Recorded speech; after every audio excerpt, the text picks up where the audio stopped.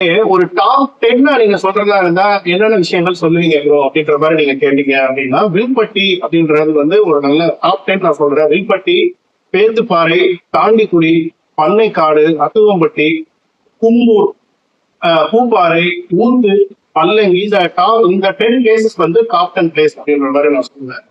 So மெயினா நான் ஏற்கனவே சொன்ன மாதிரி பாத்தீங்கன்னா, ஒரு ஆர்கானிக் ஃபார்மிங் பண்றதுக்கு ஒரு ஃபார்ம் ஹவுஸ் நீங்க பில்ட் பண்ணணும், ஒரு ரிசார்ட் நீங்க பில்ட் பண்ணணும், ஒரு யோகா சென்டர்ஸ் மாதிரி நம்ம பில்ட் பண்ணணும், ஏ ஃப்ரேம் ஹவுசஸ் மாதிரி போட்டு ஒரு டூரிஸ்ட் அட்ராக்ஷன் நம்ம மாதிரி பண்ணணும் அப்படின்னா இந்த ஏரியா மட்டும் நீங்க கரெக்டா இருக்கும்.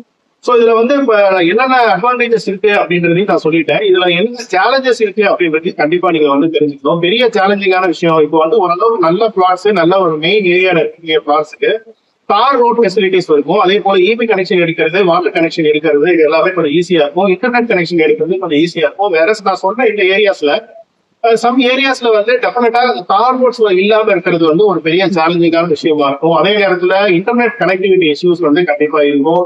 அது போக வந்து இபி கனெக்ஷன் எடுக்கிறது, வாட்டர் கனெக்ஷன் எடுக்கிறது எல்லாமே உங்களுக்கு அடிஷனலான ஒரு இன்வெஸ்ட்மெண்ட் அப்படின்ற மாதிரி வந்து இருக்கும். ஏன்னா இவங்க வந்து கொஞ்சம் நம்ம அவுட்டரா போறோம் அப்படின்னா நம்ம அதுக்கு நிறைய போய் நம்ம அலைஞ்சு திரிஞ்சு அதுக்கு தனியா மணி ஸ்பெண்ட் பண்ணி நம்ம அப்ரூவல்ஸ் வாங்குற மாதிரி இருக்கும்.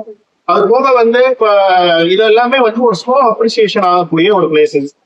இப்ப நம்ம ஒரு மெயின்ல இன்வெஸ்ட் பண்றோம், மெயின் டவுன்ல நம்ம வந்து ஒரு டூரிஸ்ட் வந்து அதிகமா வந்து தொடங்கக்கூடிய ஒரு ஏரியால இன்வெஸ்ட் பண்றோம் அப்படின்னா அதோட ரிட்டர்ன் ஆன் இன்வெஸ்ட்மெண்ட் அப்படின்றது அப்ரிசியேஷன் அதிகமா இருக்கும்.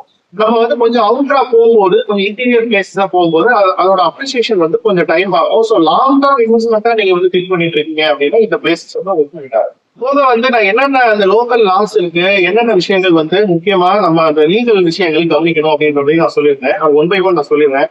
இப்ப வந்து நம்ம லா பொறுத்த அளவுக்கு ஃபர்ஸ்ட் வந்து தமிழ்நாடு லேண்ட் ரிஃபார்ம் ஆக்ட் 1961 அப்படின்னு சொல்லிட்டு ஒரு ஆக்ட் இருக்கு. அதுல வந்து லேண்ட் ஓனர்ஷிப் அண்ட் யூசேஜ், ஒரு இண்டிவிஜுவல் எவ்வளவு லேண்ட் வந்து ஹோல்டு பண்ணலாம். இப்ப வந்து ஒரு அக்ரிகல்ச்சர் பர்பஸ்க்காக ஒருத்தர் வந்து வச்சிருக்காரு அப்படின்னா மேக்சிமம் எவ்வளவு அவரால் வந்து ஹோல்டு பண்ண முடியும். அதே மாதிரி ஏகேஸ்லயுமே பாத்தீங்கன்னா கவர்மெண்ட்ல சீலிங் வச்சிருக்காங்க. ஒரு குறிப்பிட்ட இண்டிவிஜுவல், ஒரு குறிப்பிட்ட கார்பரேட் வந்து இவ்வளவுதான் ஹோல்டு பண்ண முடியும் அப்படின்ற மாதிரியான ஒரு சீலிங் வச்சிருக்காங்க. சோ அந்த சீலிங் பிரகாரம் தான் வந்து நம்ம பையிங் செய்ய பண்ணும்போது சோ அந்த லாஸ் இருக்கு அப்படின்றத கண்டிப்பா வந்து தெரிஞ்சுக்கணும். ஃபியூச்சர்ல நம்ம வந்து இப்போ நம்ம ஒரு பையிங்கோ செல்லிங்கோ பண்ணும்போது இது சம்பந்தமா நமக்கு ப்ராப்ளம் வராத அளவுக்கு நம்ம வந்து ஒரு டிரான்சாக்ஷன் பண்ணும்போது நம்ம வந்து கண்டிப்பா செக் பண்ணிக்கணும். அது போல வந்து பிரிவென்ஷன் ஆஃப் ட்ரீஸ் ஆக்ட் 1955 அப்படின்னு சொல்லிட்டு ஒரு ஆக்ட் இருக்கு.